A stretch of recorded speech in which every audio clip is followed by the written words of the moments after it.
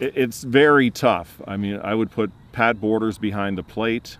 At first base, Carlos Delgado in a slight nod over John Olerud, although Olerud was part of the World Series teams, but Carlos's power numbers are undeniable and the leadership he provided to that team. Roberto Alomar, it goes without saying, at second base.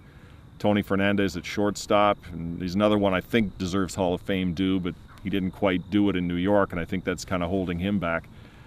Third base, Kelly Gruber, although his time here was very brief. I think he was a very gifted player, and unfortunately, for a number of different reasons, he ended up getting traded out of Toronto, and then his career was curtailed by that neck injury he suffered.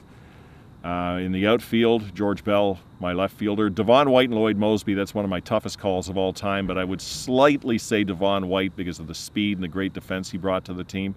And in right field, Joe Carter. Again, it's a tough call over Jesse Barfield, but they wouldn't have won those 2 World Series without Joe Carter. And then my DH, again, you can't choose between Dave Winfield and Paul Molitor because they were each DHs on teams that won World Series. Winfield was closer to the end of his career at that point in his 40s. Paul Molitor was just a wonderful, wonderful player, one of the most fundamentally sound players, and hustled all the time, a great hitter, and I'm just sad that he never became a manager of the Blue Jays, or a manager anywhere else for that matter. But I would pick him as my DH, 50-50 with Winfield. You'd almost have to call that a saw-off. Pitching, Roy Halladay or Dave Stieb. I mean, if you're going from the right side, and from the left side, Jimmy Key. From the bullpen, Tom Henke just by a nose over Dwayne Ward.